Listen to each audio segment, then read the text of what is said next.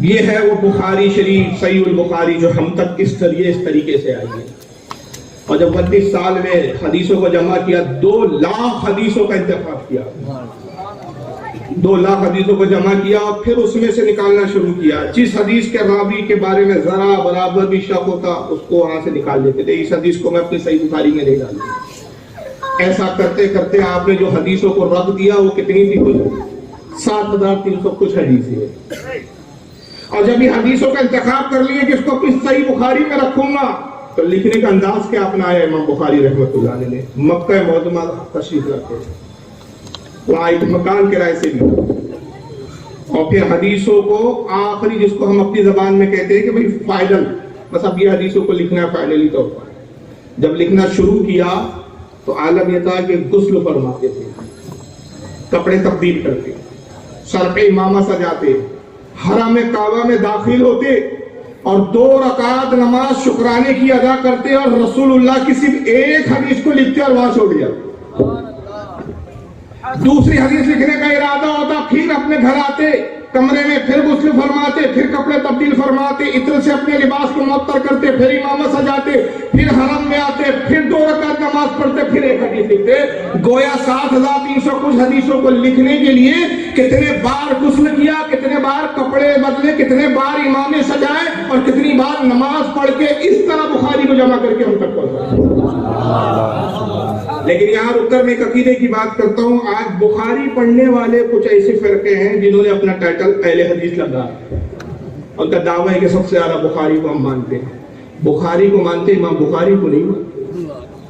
اگر امام بخاری کو مانتے تو خدا کی قسم سنی بریلوی ہو جاتے کہ دن رات ان کی زبانوں پہ ہوتا ہے یہ بدعت رسول اللہ نے کیا کیا، یہ بدعت رسول اللہ نے حکم دیا کیا، یہ بدعت صحابہ نے کیا کیا۔ میں ان وہابیوں سے پوچھنا چاہتا ہوں، جاؤ حضرت امام ابن حجر اسقلانی کی فتح الباری کا المقدمہ دیکھو، اس میں باقاعدہ امام بخاری کی حدیثوں کے لکھنے کے بعد تقریر جو ہے انہوں نے انداز کو جمع کیا ہے۔ حضرت امام قسطلانی کی ارشاد الساری دیکھو، انہوں نے اس کا واقعے کا ذکر کیا ہے۔ حضرت علامہ ذہبی نے اس کا ذکر کیا ہے، کئی بزرگوں نے اس کو اپنی کتابوں میں لکھا، اور یہ خود وہابی جھوم جھوم کے بتاتے کہ امام بخاری کے بخاری لکھنے کا یہ انداز تھا کہ غسل فرماتے تھے، 2 رکعت پڑھتے تھے۔ مگر میں ان بدعقیدوں سے پوچھنا چاہتا ہوں، ہر بات میں تم ہم سے حدیث کا حوالہ پوچھتے ہو، خود امام بخاری نے جب یہ عمل کیا تو کیا اسی بخاری یا کسی اور کتاب میں ایک حدیث ایسی لائی کہ جس میں رسول اللہ کا حکم ہو کہ جب میری حدیث لکھنا تو پہلے غسل کرنا،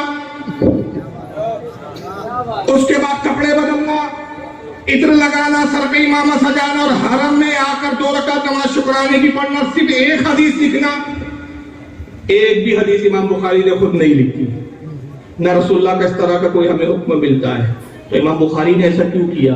یہ ان کا عشق تھا، اور رسول اللہ کی حدیث کا احترام تھا، نبی کے فرامین کا ادب تھا۔ پتہ چلا کہ عشق دلیلوں کا محتاج نہیں ہوتا ہے، عشق دلیل نہیں دیکھتا۔ اے عشق تیرے صدقے جلنے سے چھٹے سستے، جو آگ بجھا دے گی وہ آگ لگائی۔ عشق دلیلوں کا محتاج نہیں ہوتا۔ یہ ہم سے کہتے ہیں میلاد کی دلیل دو، ہم کہتے ہیں تم دلیلوں کے چکر میں پڑو، ہم بے دلیل میلاد النبی مناتے ہیں۔ ہم تو عشق والے لوگ ہیں، ہمیں دلیل کی حاجت نہیں، اظہار محبت کے لیے دلیل کی ضرورت نہیں ہے۔ اگر بیگم صاحبہ نے رات کے 2 بجے اچانک کہہ دیا سنو جی بریانی کھانے کا دل چاہ رہا ہے، تو شوہر صاحب ہوٹل میں تلاش کرتے بھئی آج بیگم نے بریانی مانگی ہے۔ اگر کوئی کتاب میں کھولتا ہے کہ رات کے 2 بجے بیگم کے مطالبے کو پورا کرنا کیا ہے، رسول اللہ کا اس بارے میں کیا حکم ہے؟ نہیں بھائی، بیوی سے محبت ہے تو آدمی دلیل نہیں دیکھتا۔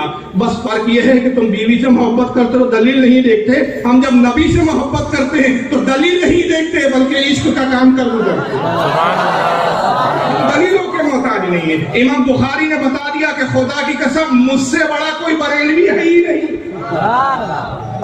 کہ یہ میں نے اپنے ذہن و فکر سے یہ عشق کی شکل تو ہے تلاشی ہے، یہ عشق کے انداز میں نے خود اپنائے ہیں کہ ہر حدیث کو لکھنے سے پہلے میں غسل بھی کر رہا ہوں، کپڑے بھی تبدیل کر رہا ہوں، حرم کعبہ میں آ رہا ہوں، 2 رکعت نماز پڑھ رہا ہوں شکرانے کی، اور اس کے بعد ایک حدیث لکھ کے اٹھ جا رہا ہوں۔ یہ امام بخاری رحمۃ اللہ علیہ کی ذات